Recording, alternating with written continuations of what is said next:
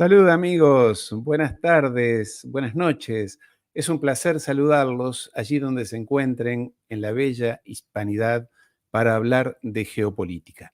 Todos los días la geopolítica nos depara sorpresas, sorpresas, y lo digo con una sonrisa para ponerle buen humor, porque la mayoría de las sorpresas o noticias que tenemos que dar o que comentamos realmente no son agradables. Y sobre todo cuando pensamos en nuestros hermanos palestinos, que están allí sufriendo el embate de los judíos sionistas de Israel, que ocupan un territorio que no es de ellos, una tierra que no es de ellos, aunque ellos digan que se las dio Dios, eso es otro debate. Pero en fin, allí están nuestros hermanos sufriendo, hay noticias espeluznantes, realmente escalofriantes, imágenes que no puedo mostrarlas aquí porque directamente las redes sociales me sancionarían.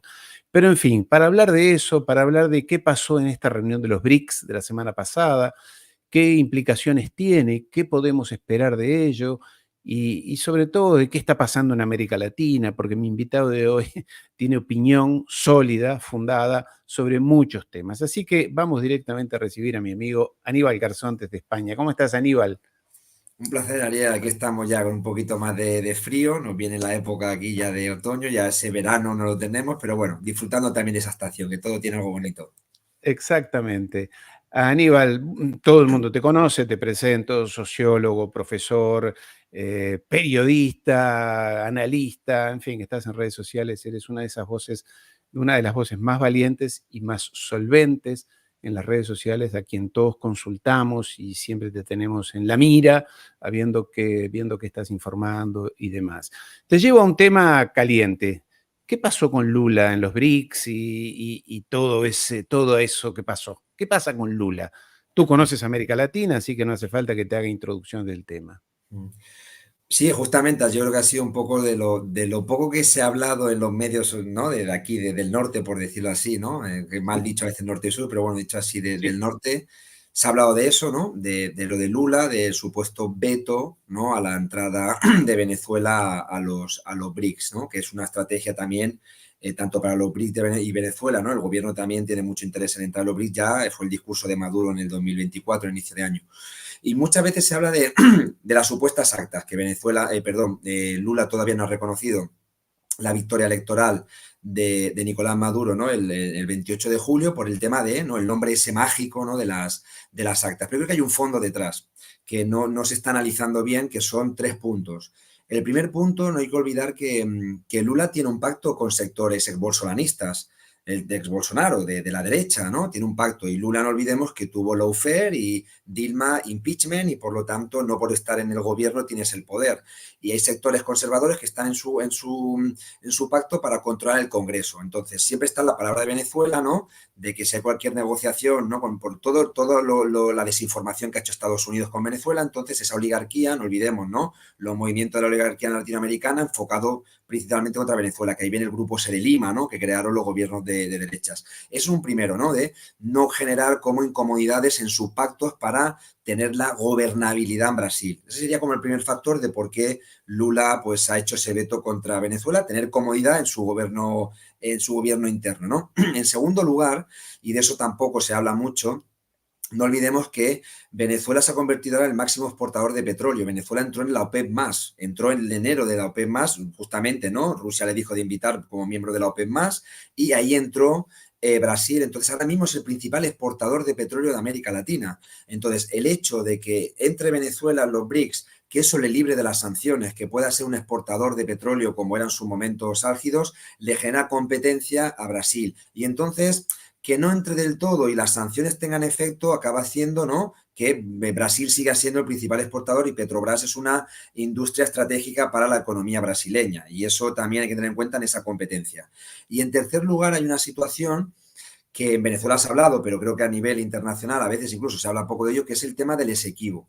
El Esequibo, que es el territorio, ¿no? que está exigiendo, hizo un referéndum Venezuela, ¿no? Y exige Venezuela como territorio por un tratado de los años 60, ¿no? Que pertenece y no a Guayana porque ya no era todavía independiente, ya era todavía colonia y tal. Bueno, ahí hay una disputa. No olvidemos que Brasil, cuando hubo un momento ese tenso, llevó militares a la frontera entre Esequibo, no, entre Guayana, perdón, y Venezuela, en esa frontera en disputa. Brasil también está pidiendo cierto territorio y además no solamente eso, sino que también Brasil tiene interés en invertir. Entonces, si finalmente ese Esequibo pasase, por decirlo así, a manos de Venezuela, perdería ahí una cierta inversión, ¿no? O interés Petrobras. Y eso es un tercer conflicto, que Lula incluso entró de mediador para ver si la cosa podía calmarse porque hay intereses. Esos tres factores es lo que yo creo que ha hecho que Lula finalmente vete la entrada de Venezuela porque iba a ser ahí como incómodo para su estrategia ahora mismo nacional. Entonces, eso de las actas, de las elecciones, finalmente es una excusa que lo ha utilizado Estados Unidos, la oligarquía venezolana y Europa. Pero en el fondo hay esas tres cuestiones y es lo que finalmente yo creo que ha hecho que Lula vetase e incluso sin estar presente en esa cumbre, que no olvidemos y perdón que me alargue Ariel, pero no olvidemos que la cumbre fue del 22 al 24, Lula no hizo presencia, supuesto accidente doméstico, pero el 25 estaba ya trabajando. Entonces, eso fue algo también que tampoco generó mucha comodidad, ¿no? En la diplomacia internacional. Y esto, querido Aníbal, ¿cómo incide en la tan anhelada unidad latinoamericana? O sea, que seguimos cada uno atendiendo su propio juego y todos contra todos. Bueno, yo creo que perjudica totalmente, ¿no? Es decir, ahora mismo, por ejemplo, se ve difícil un proyecto de UNASUR, ¿no? Como cuando nació Claro. UNASUR, si no me equivoco, 2008, e incluso la entrada expulsó a la derecha latinoamericana a Venezuela del Mercosur, la derecha brasileña, la derecha, ¿no? Argentina, la derecha uruguaya y paraguaya, le expulsaron, ¿no? Le vetaron simplemente porque sancionando que decía que violaba los derechos humanos y ya está, no dijeron nada más. Eso es la justificación que hacen y esa doble vara de medir cuando derechos humanos está violando ahora mismo Milei, ¿no? Y conoceréis mejor constantemente, o ha habido gobierno o Bolsonaro con el tema del COVID, ¿no? Que le quitaban, pero a eso no le expulsan del Mercosur. Entonces, expulsan del Mercosur, eso afectó a una interacción que era de suma importancia, UNASUR tampoco tal, y CELAC finalmente es una suma de estados que eso perjudica, porque yo creo que no hay que olvidar que dentro de los BRICS, ¿no? Que es el tema esencial que analizamos, de los 9 estados, 10 con el tema de la duda de Arabia Saudí, porque está invitado, no ha rechazado y está un poquito mirando, ¿no? Arabia Saudí, ¿no? Con su rol pragmático de que siempre es un socio de Occidente y bueno, pongamos esos 10, solamente hay un país latinoamericano. Tenemos 3 asiáticos y contamos en ese caso Rusia, China, India, tenemos de Oriente Medio, ¿no? Que se han sumado 3, ¿no? Arabia Saudí, Emiratos Árabes, Irán y tenemos 3 africanos, Egipto, ¿no? Etiopía y Sudáfrica. Quien queda normalmente ahora mismo de un poquito, ¿no? Con ese nivel de menor fuerza es América Latina. ¿Qué intentó Lula en todo momento? Invitar a Colombia, pero claro, Colombia es un país que está ahora mismo saliendo de un conflicto, el paramilitarismo sigue estando presente, el narcotráfico, el uribismo, por lo tanto, los BRICS le interesa algo de cierta estabilidad y en este caso Colombia es un país, ya sabemos, ¿no? Un país complejo, ¿no? Con lo que intenta hacer Petro, pero complejo.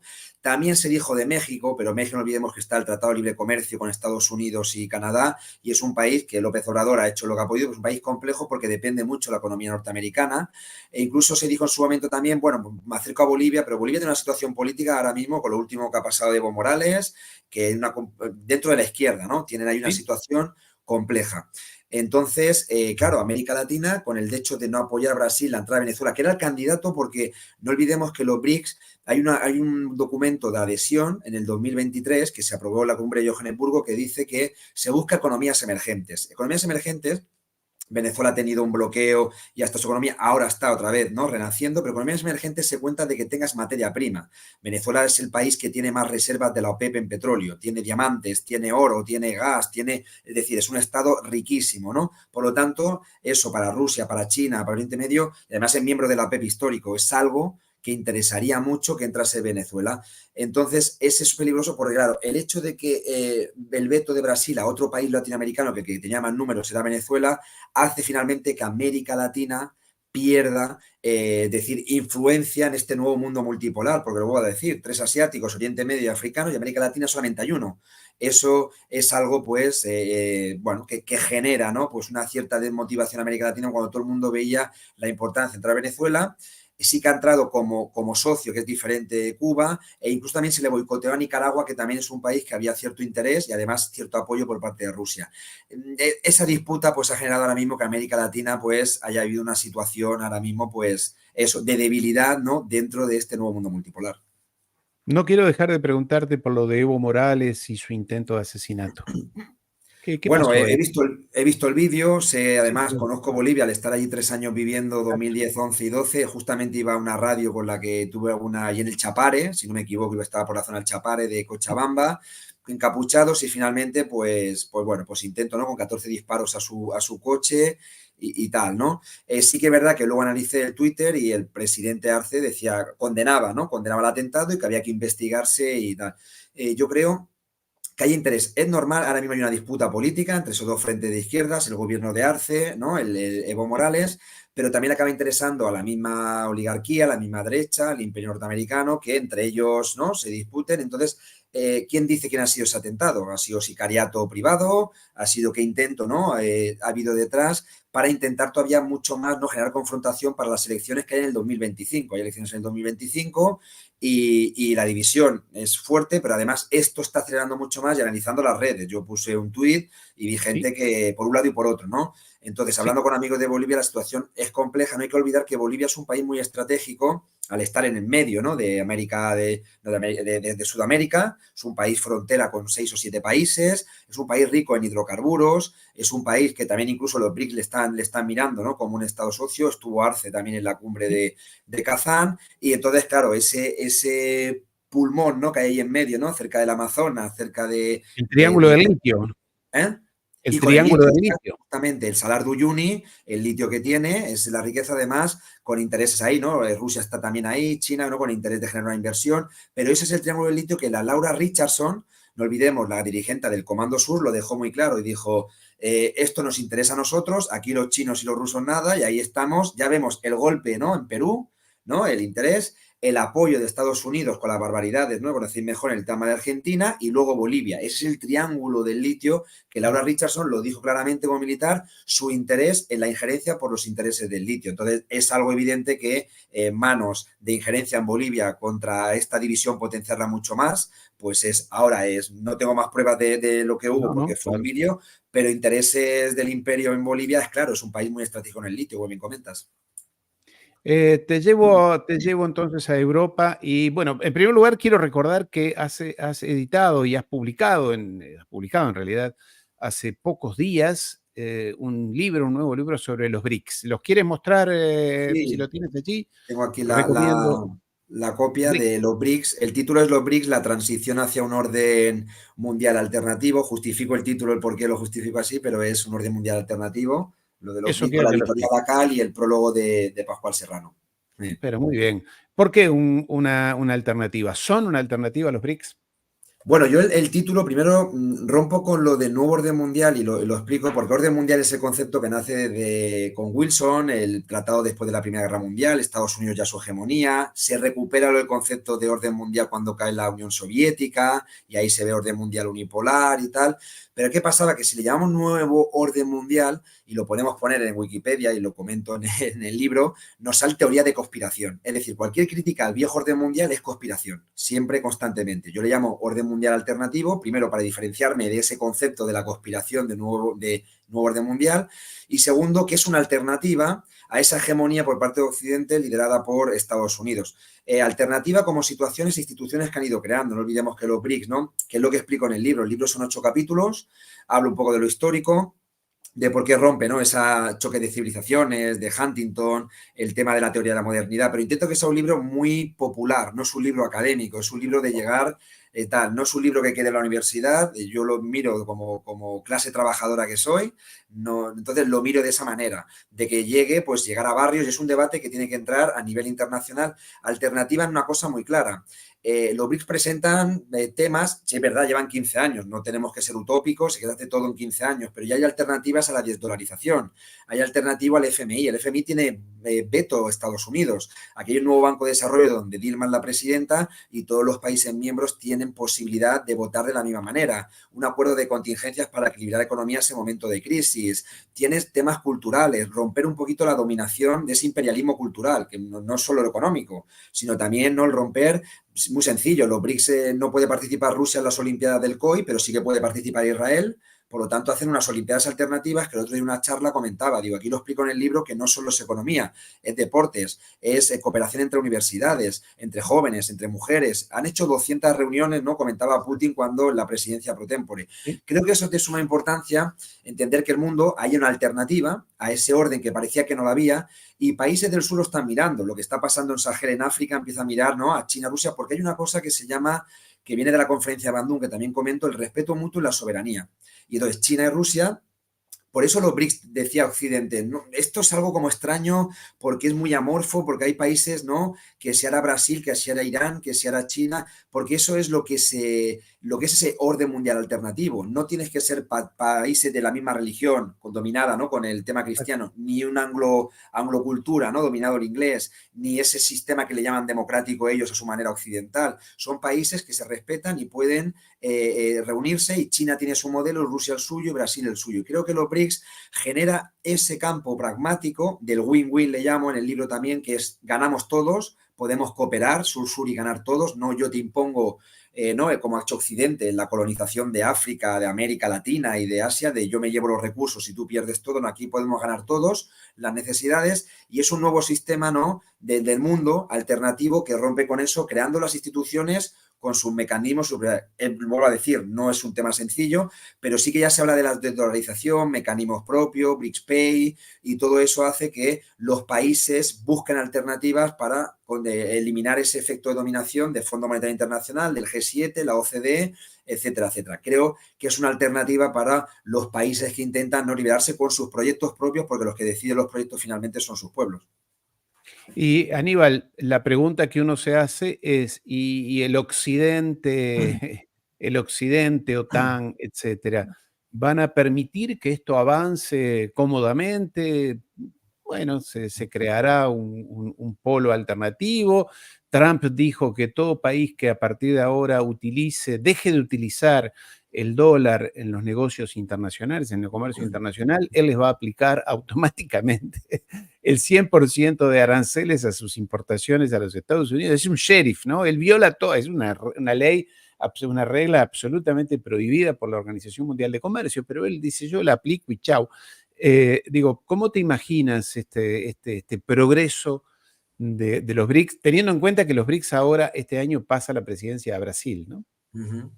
Sí, esto es lo que dice Estados Unidos, ¿no? El libre mercado, y luego son los que protegen y lo regulan a su manera, ¿no? Si me interesa, pongo, y Europa igual. De repente le está diciendo a China sanciones en tecnología y en coches, ¿no? Y nos hablan de capitalismo y libre mercado. Claro, capitalismo y libre mercado para lo suyo, que los otros lo hagan, pero ellos pueden hacer proteccionismo. Y esa es esa doble moral que se ha llevado siempre en Occidente, ¿no? Igual que derechos humanos, que con Israel ni una sanción, pero a Venezuela y a Rusia y a Irán sí que hay sanciones. Esa doble moral ya cansa, yo creo, ya mucho, e incluso gente, ¿no? Y aquí no hablamos ya de izquierda a derecha, hablamos de pragmatismo, de decir, hay gente ya que se cansa de esa doble moral constante, ¿no? Invadimos a un país, pero al otro que viola derechos humanos, no, y eso es la política constante que ha hecho la OTAN.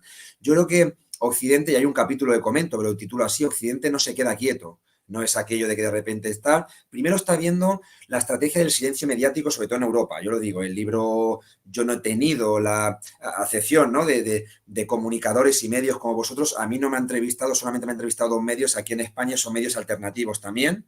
Por lo tanto, ni televisión oficial española, y hablaban de los BRICS, ni tuve ninguna entrevista con el libro. Hay un cierto silencio que yo a veces digo entre desconocimiento de que ellos mismos quieren hacer, porque piensan que Europa es el ombligo del mundo y Occidente y tal, y no saben mirar más allá, y eso llegamos a barbaridades, como dijo Borrell, de que el mundo, ¿no?, es un jardín y una jungla. Lo dijo el alto representante de la Unión Europea, ¿no? Es decir, Europa y el G7 somos el jardín y el resto del mundo la jungla, hablando de China, ¿no?, que es una potencia, vamos, ya sabemos, superpotencia, hablando de Rusia, hablando de países de América Latina, dice, de Oriente Medio, que tienen recursos. Pues eso lo dice el alto representante. Y a veces dices, o ignorancia o estrategia de silencio porque están incómodos y no saben tal. Yo creo que pasa eso, pero ¿qué está pasando finalmente? Que eso del capítulo Occidente no se queda quieto, pongo las alternativas. Si vemos, justamente los países BRICS son los más amenazados con la línea de la OTAN. Tenemos el caso de Ucrania, que no es 2022, es 2014, cuando ya los BRICS estaban formados desde el 2009, cuando se fundan. Y ahí entra la injerencia de la OTAN, con el tema de Finlandia también entrar en la OTAN. Por lo tanto, hay situaciones donde se ve, ¿no?, esa guerra está creada no contra Rusia, sino también contra los BRICS, ¿no?, en ese momento, generando un bloqueo económico a Rusia. Tenemos el caso de Taiwán. la injerencia que está llevando Estados Unidos en Taiwán para intentar, ¿no?, también generar ese conflicto cerca de China. Tenemos el caso también de Irán, con el caso de Israel, ¿no?, generando Israel una inestabilidad en la zona, ¿no?, que si la bomba atómica y entonces con Irán, otro país que se sumó a los BRICS. Tenemos el apoyo del impeachment, ¿no?, y el lawfare que se le hizo con el Brasil, ¿no?, esos intentos de golpe.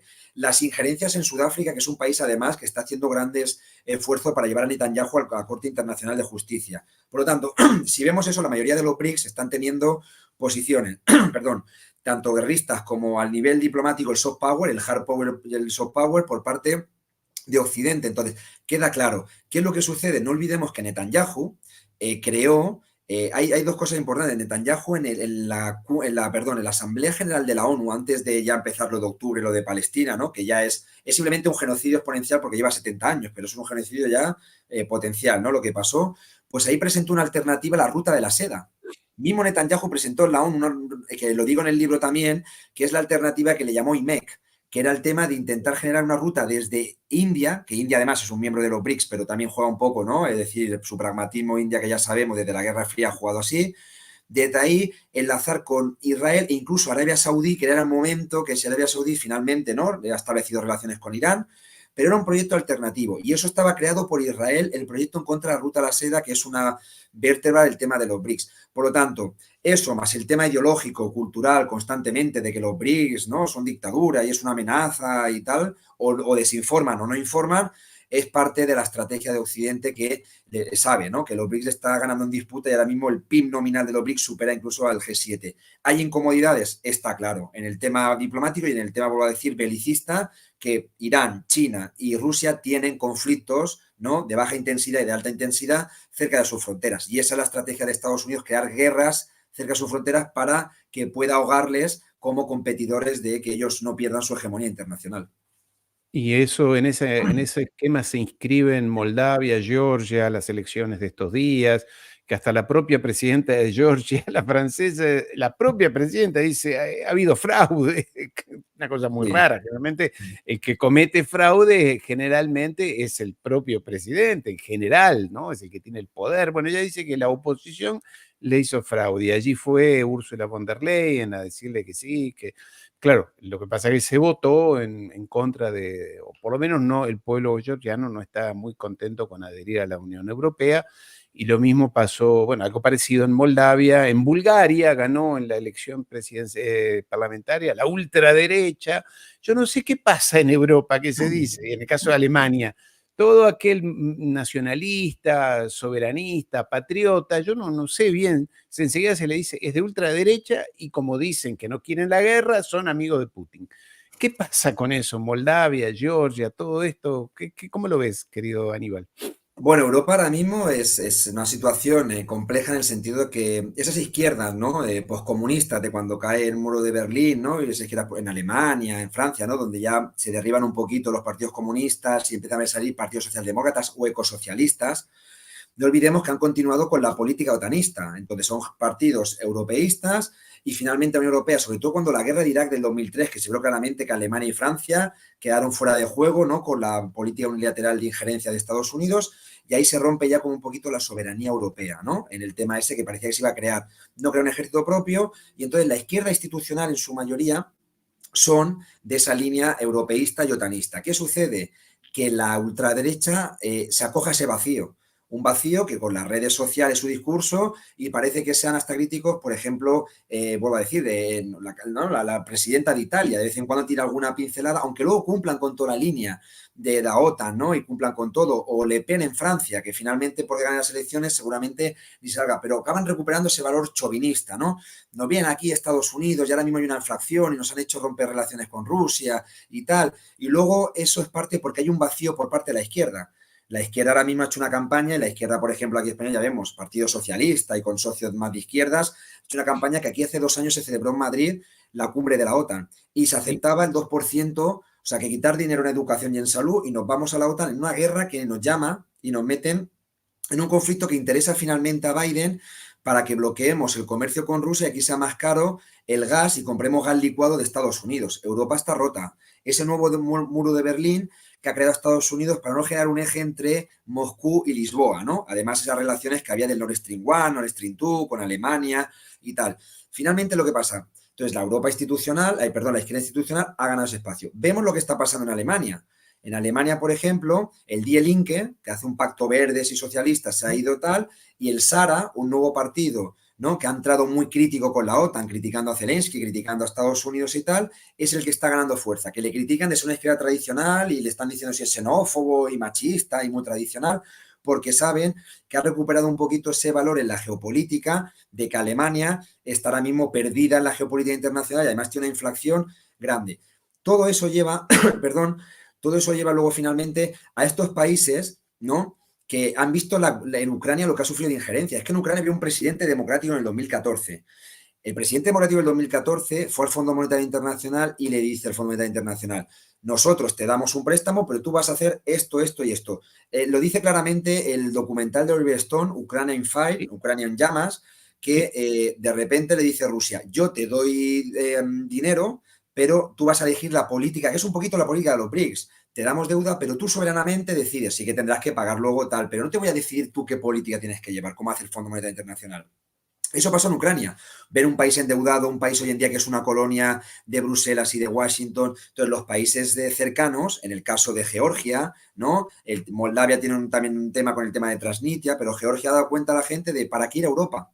¿Para qué entonces ir a Europa y ser finalmente una colonia como está siendo Ucrania, que ahora mismo Ucrania quiere ser Europa y la OTAN y todo eso?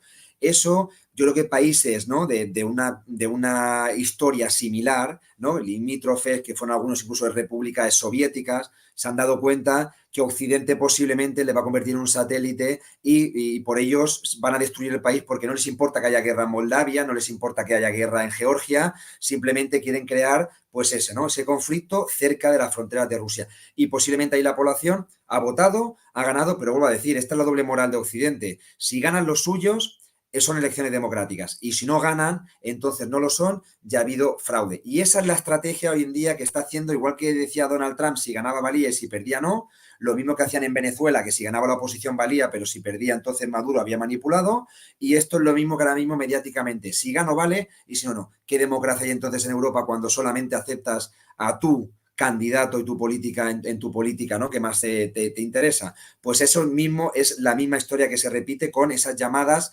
revoluciones de colores, que han sido las injerencias constantes por parte de Occidente en las repúblicas soviéticas.